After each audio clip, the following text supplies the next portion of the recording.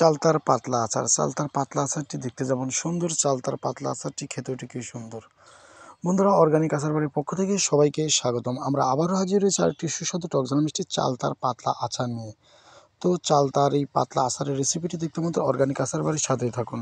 তো প্রথমত চালতার পাতলা আচার তৈরি করার আগে আমরা চালতাটাকে ভালো করে সংগ্রহ করে নিয়েছি। সংগ্রহ করার পর চালতাটাকে দেখেন পাতলা পাতলাভাবে বটি দিয়ে কাটছি। তো আপনারা এইভাবে পাতলা পাতলা করে বটি দিয়ে কাটবেন। পাতলা পাতলা করে বটি দিয়ে ঠিক এইভাবে কেটে নেবেন। তো এই চালতাটাকে এইভাবে আমরা কেটে নেব। এইভাবে কাটার পরে আজকের আচার তৈরি করব। আর একটি কথা বলি, আজকের আচার আমরা কোনো প্রকারের মশলা দেব না, শুধু দিব আমরা শুকনা গোড়ামরিচ, চিনি, এইগুলো দিয়েই আজকের আচার তৈরি করব। তো চালতাটাকে প্রথমত আমরা সেদ্ধ করে নিয়েছি। এই কাটা চালতাগুলোকে সেদ্ধ করে নিয়েছি। তো আপনারা ঠিক কতটুকু আচার তৈরি করবেন এতটুকু চালতা পরিমাণ মতন পানি দিয়ে সেদ্ধ করে নেবেন। সেদ্ধ করে পানিটা ছেঁকে নেবেন। তো আমরা দেখতে পাচ্ছেন চালতাটাকে সেদ্ধ করে নিয়েছি। চালতাগুলোকে সেদ্ধ করার পরে সুন্দর করে পানি ফেলাই দিয়ে পরিষ্কার করে নিয়েছি। এখন এই সেদ্ধ চালতা দিয়ে তৈরি করব টকঝাল মিষ্টি চালতার আচার। তো চালতার আচার তৈরি করতে হলে অবশ্যই একটি কথা বলি, চিনি। ভাই চিনি বিশেষ করে আপনার ভালো ফ্রেশ চিনি দিয়ে আচার তৈরি করবেন, তাহলে আচারের কালারও দেওয়া লাগবে না, এমনি কালার আসবে।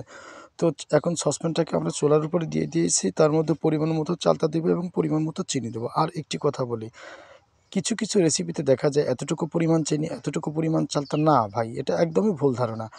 আপনি কতটুকু আচার তৈরি করবেন বা কতটুকু চিনি দেবেন, এটা নিজের মধ্যে নিজে তৈরি করে নেবেন যে আমি কতটুকু চিনি দিলে ভালো হবে, কতটুকু আচার তৈরি করলে ভালো হবে।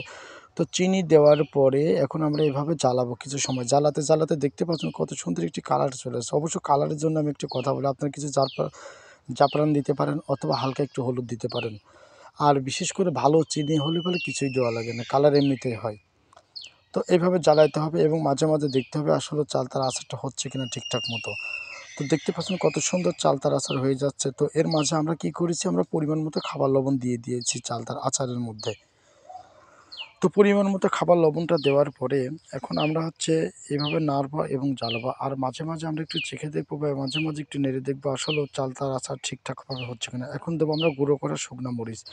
এই মরিচটাকে আমরা আগে গুঁড়ো করে রাখছিলাম। তো আপনারা পরিমাণ মতন শুকনা মরিচ দিবেন। এর মধ্যে কোনো প্রকারের মশলা দিব না, কোনো প্রকারের মশলা ছাড়া আজকের আচারটা তৈরি করা হলো। তো আজকের আচারে শুধু দেওয়া হয়েছে চিনি, লবণ আর শুকনা মরিচ। তো দেখতে পাচ্ছেন কত সুন্দর একটি চালতার আচার হয়ে গিয়েছে। তো বন্ধুরা, নতুন নতুন আচারের ভিডিও দেখতে আমাদের অর্গানিক আচার বার ইউটিউব চ্যানেলটি সাবস্ক্রাইব করে সাথে থাকুন এবং কমেন্ট বক্সে কমেন্ট করুন। এছাড়াও আমরা সামনে নিয়ে যাচ্ছি